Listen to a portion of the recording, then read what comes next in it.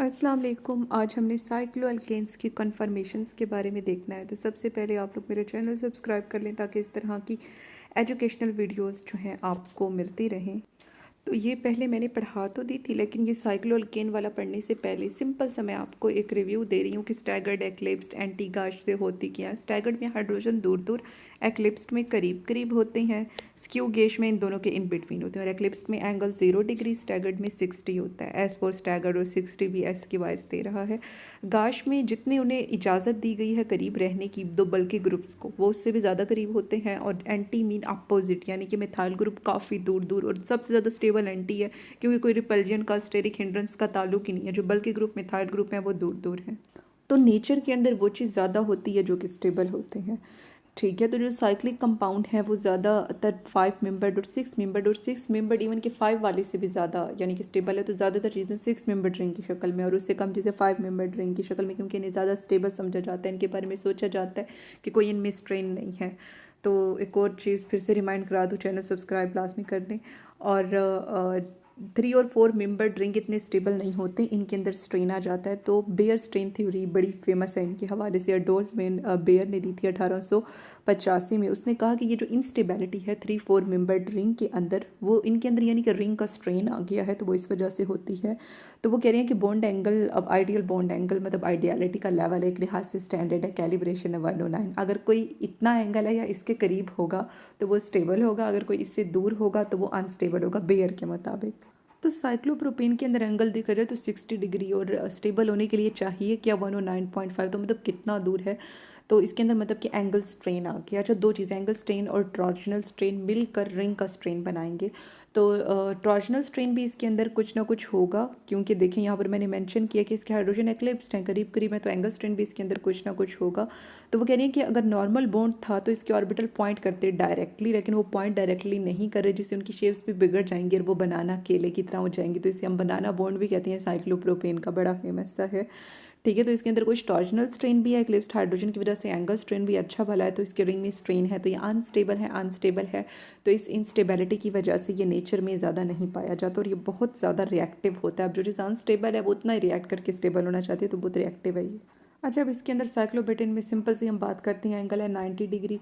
तो मतलब 60 तो नहीं है ना साइक्लोप्रोपेन की तरह, सिर्फ 19.5 डिग्री जो है दूर है आइडियल एंगल से। तो ये इतना ज़्यादा अनस्टेबल नहीं होगा जितना कि साइक्लोप्रोपेन होता है। ठीक है, तो ये हमने साइक्लोब्यूटेन बनाया और इसके ऊपर साइक्लोप्रोपेन के बनाना बॉन्ड बने हुए हैं। नेक्स्ट हम देखेंगे साइक्लोप्रोपेन और साइक्लोहेक्सेन, जो कि नेचर में सबसे ज़्यादा पाए जाते हैं। और सबसे ज़्यादा इन दोनों में से भी कौन है? साइक्लोहेक्सेन। ये जो हमारा सेलुलोज है, सबसे ज़्यादा पाए जाने वाला कार्बोहाइड्रेट किस शक्ल में होता है? यही ग्लूकोज के पॉलीमर्स होते हैं जो कि साइक्लोहेक्सेन है। अच्छा, अब एक चीज़ देखिए, साइक्लोपेंटीन में एंगल 108 है और 109 आइडियल है, तो मतलब कितना करीब है। तो वो, और साइक्लोहेक्सेन में देखा जाए तो 120 डिग्री का एंगल है। तो ये जो बेयर था बंदा, इसे लगता था कि सारी चीज़ें प्लेनरी होती हैं और एंगल वगैरह का चक्कर है, हालांकि ऐसा नहीं है। तो वो बेयर कहता था कि साइक्लोपेंटीन साइक्लोहेक्सेन से भी ज़्यादा जो है यानी कि स्टेबल है। लेकिन फिर वो साइंसदानों ने गौर किया, केमिस्ट, जियोलॉजिस्ट ने, तो उन्होंने कहा कि जो नेचर में ज़्यादा कंपाउंड पाए जाते हैं वो तो साइक्लोहेक्सेन की शक्ल में। आप ऐसा क्यों कह रहे हो कि साइक्लोपेंटीन ज़्यादा स्टेबल है और ये ज़्यादा पाया जाता है? तो फिर यहाँ से कंट्रोवर्सीज जो हैं स्टार्ट हुई। तो पता चला कि सारे कंपाउंड प्लेनरी नहीं होते, बल्कि वो ऐसी शक्लें इख्तियार करना चाहते हैं जिनमें वो ज़्यादा स्टेबल हो सके, जिनमें वो 3 तरह के जो स्ट्रेन हैं उनसे बच सके। एक एंगल स्ट्रेन होता है जो कि एंगल की वजह से टॉर्जनल स्ट्रेन जो है वो, और दूसरा बेयर कहता था कि नंबर ऑफ साइड बढ़ेंगी तो स्टेबिलिटी कम होगी, इसलिए साइक्लोहेक्सेन कम स्टेबल है। हालांकि ऐसा कोई चक्कर नहीं है, बल्कि साइक्लोहेक्सेन ने ऐसा स्ट्रक्चर अडॉप्ट कर रखा है जिससे वो ज़्यादा स्टेबल है।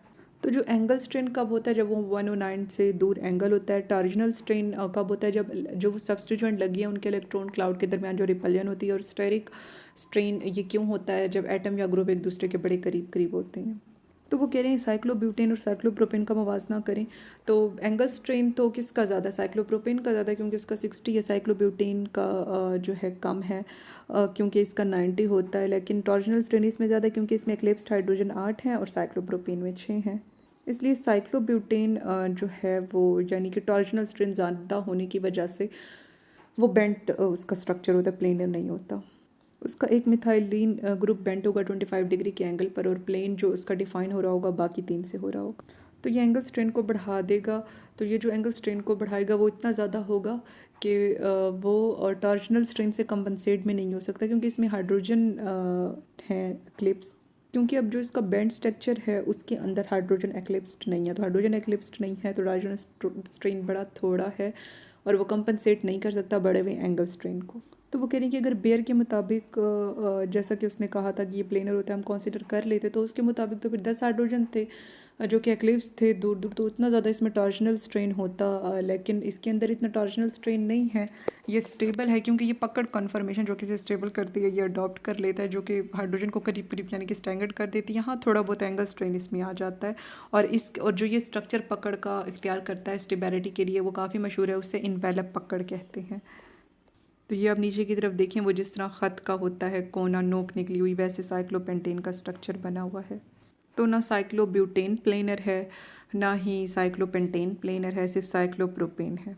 तो इस सब में हमने क्या सीखा, ये एमसीक्यूज़ हैं छोटे छोटे से। साइक्लोप्रोपेन प्लेनर है, साइक्लोब्यूटेन प्लेनर नहीं है, साइक्लोपेंटेन भी नहीं है, साइक्लोहेक्सेन भी नहीं है। साइक्लोब्यूटेन में एक बैंड स्ट्रक्चर होता है जो कि उसे नॉन प्लेनर बनाता है, पकड़ इन्वेलप वाला स्ट्रक्चर साइक्लोपेंटेन में उसे नॉन प्लेनर बनाता है, और साइक्लोहेक्सेन में जो चीज़ उसे नॉन प्लेनर बनाती है वो हमने उसकी चेयर बोट और बहुत इंटरेस्टिंग सी कन्फर्मेशंस देखनी है आप।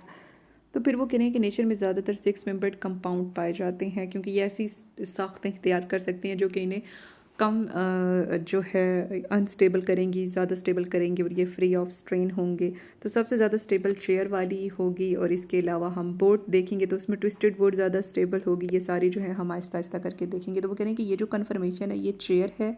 तो देखें दो बातें हैं, एक तो इसमें एंगल 111 डिग्री जो कि 109 के करीब है हो जाता है, और दूसरा इसमें जो बॉन्ड है वो स्टैगर्ड है यानी कि दूर दूर हैं तो रिपल्जन नहीं होगी, तो इसलिए ये फ्री ऑफ स्ट्रेन है और स्टेबल है। तो देखेंगे थोड़ा सा चेयर जैसा स्ट्रक्चर है, तो इसकी कन्फॉर्मर जो है ड्रा की हुई है। तो देख सकते हैं आप इसके हाइड्रोजन एक तो स्टैगर्ड है और फिर एंगल भी इसमें 111 डिग्री का, और दूसरा इसे ड्रा करने का तरीका आप खुद भी कर सकते हो, बहुत ईजी है। ये लाइनें आपको पढ़ने की ज़रूरत नहीं है। एक चीज़ आपने याद रखनी है कि जो चीज़ ऊपर टॉप मोस्ट कॉर्नर और बॉटम मोस्ट कॉर्नर पर आ रही है वो एक्सियल है, और जो इक्वेटर वाली जगह पर यानी कि थोड़ा हॉरिजॉन्टल आ रही हैं वो इक्वेटोरियल होंगी। और चीज़ें ज़्यादा स्टेबल यहाँ पे किस शक्ल में होंगी, इक्वेटोरियल वाली होंगी, एक्सियल वाली कभी भी स्टेबल नहीं होंगी।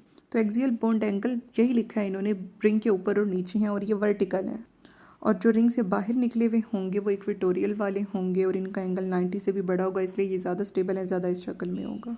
तो इन्होंने एक ढिलवान सी यानी कि स्लांट बनाई हुई होगी। तो ये आप देख सकते हैं ऊपर नीचे वाले एक्सियल और यहाँ पे एक स्ट्रक्चर बनाया हुआ है जो कि इक्वेटर यानी कि थोड़ा हॉरिजॉन्टल है, तो ये इक्वेटोरियल है। तो यहाँ पे देख लें वो कह रहे हैं कि जो सर्कल है वो इक्वेटोरियल, नीचे नीचे वाले स्ट्रक्चर देखें जो सर्कल है इक्वेटोरियल को ज़ाहिर कर रही हैं, और जो चौकोर से स्ट्रक्चर हैं त्रिकोण वाले वो एक्सियल को ज़ाहिर कर रहे हैं। तो अगर एक्सियल बॉन्ड ऊपर होगा तो इक्वेटोरियल बॉन्ड उसके नीचे होगा, और अगर एक्सियल बॉन्ड नीचे होगा तो इक्वेटोरियल बॉन्ड उसके ऊपर होगा, और लोअर बॉन्ड फ्रंट पे होंगे अपर वाले बैक पर। फिर वो कह रहे हैं कि अगर हम ये कंसिडर करते हैं कि कोई स्ट्रेन साइक्लोहेक्सेन में नहीं है तो फिर इस चीज़ को हम स्टैंडर्ड मान के जो दूसरे साइक्लोअल्केन की स्ट्रेन एनर्जी आप कैलकुलेट कर सकते हो साइक्लोहेक्सेन की ज़ीरो एनर्जी कंसिडर करके। फिर वो कह रही हैं कि अच्छा नेक्स्ट वाला पैराग्राफ छोड़ दें और नीचे आ जाएं कि ये रूम टेम्परेचर पर रिपीटली एक दूसरे में इंटर कन्वर्ट होते हैं, जो पहले एक्सियल था वो इक्वेटोरियल बन जाएगा या जो पहले इक्वेटोरियल था वो एक्सियल हो जाएगा। तो इस चीज़ को रिंग फ्लिप कहेंगे, क्योंकि कार्बन कार्बन सिंगल बॉन्ड है और वो इजीली रोटेट कर सकता है, कोई बॉन्ड तोड़ने जोड़ने की आपको ज़रूरत नहीं है। फिर वो कह रहे हैं कि बोर्ड कन्फर्मेशन में भी जो है ये एग्जिस्ट करता है, तो ये भी चेयर की तरह एंगल स्ट्रेन से फ्री है, ताहम इसमें टॉर्शनल स्ट्रेन है क्योंकि इसके हाइड्रोजन थोड़ा करीब करीब है एक्लिप्स्ड है, जिसकी वजह से इनमें टॉर्शनल स्ट्रेन आ रहा होगा। और दूसरा फ्लैग पोल हाइड्रोजन एक दूसरे को करीब होते हैं यानी कि हाइड्रोजन 1 और 4 वाले, जिससे इनके अंदर स्टेरिक स्ट्रेन आ जाता है। फिर वो कह रही हैं कि आपने इसमें थोड़ी स्टेबिलिटी लानी है, तो इसके ऊपर वाले कार्बन को पकड़ें, उसे थोड़ा सा ट्विस्ट करेंगे तो ट्विस्ट बोट बनेगी जो कि इस बोट वाले से ज़्यादा स्टेबल है, और थोड़ा और ट्विस्ट बिल्कुल नीचे ले आएंगे तो वो चेयर वाली कन्फर्मेशन बन जाएगी। तो ऊपर देखिए न्यूमैन प्रोजेक्शन बोर्ड कन्फॉर्मर की बनी हुई है, हाइड्रोजन करीब करीब हैं, और नेक्स्ट इसमें यानी कि जो 1 और 4 वाला कार्बन है वो भी करीब करीब है, फ्लैग पोल इंट्रैक्शन, और दूसरा बोर्ड कन्फॉर्मर इसकी जो है बनाई गई है, इससे ऊपर देखें वो चेयर कन्फॉर्मर एक दूसरे में कन्वर्ट हो रही है। अच्छा नेक्स्ट देखें ट्विस्ट बोट वाली, ये बोट वाली से ज़्यादा स्टेबल है क्योंकि एक तो इसमें थोड़े से हाइड्रोजन दूर दूर हैं यानी कि कम एक्लिप्सिंग है, और फिर जो फ्लैग पोल वाले हाइड्रोजन थे पोर स्टर्न पे 1 और 4 वाले वो भी दूर चले गए, तो टॉर्शनल स्ट्रेन और स्टेरिक स्ट्रेन में कमी आ गई है। फिर वो कह रहे हैं कि कार्बन को आप इस तरह से नीचे खींचें कि ये इस प्लेन में आ जाए जिसमें बोर्ड के कार्बन है, तो अनस्टेबल हाफ चेयर कन्फर्मेशन बनेगी। मज़ीद इसे नीचे खींचेंगे, पहले इससे पहले ट्विस्टेड थी, फिर हाफ चेयर, फिर चेयर आएगी, इसे मज़ीद खींचेंगे तो फिर चेयर बनेगी। फिर वो कह रहे हैं कि ग्राफ दिखाया गया है जब वो एक चेयर कन्फॉर्मर से दूसरे में बदल रहा है और इसके दरमियान जो बैरियर है एनर्जी का जो कि उसे क्रॉस करना होगा वो 50.6 किलो जॉल मोल, यानी कि किलो कैलोरी में देखिए 12.1 किलो कैलोरी मोल। यानी कि जो साइक्लोहेक्सेन है ये रिंग फ्लिप करता रहता है, यानी कि 2 चेयर कन्फॉर्मर रिपीट इक्विलिब्रियम में है। फिर वो कहेंगे ये सबसे ज़्यादा स्टेबल है, तो सबसे ज़्यादा मॉलिक्यूल चेयर कन्फॉर्मर में होंगे। तो यहाँ पे देखिए ना, पहले बोट थी, बोट से ट्विस्टेड बनी, ट्विस्टेड से हाफ चेयर बनी, उससे चेयर।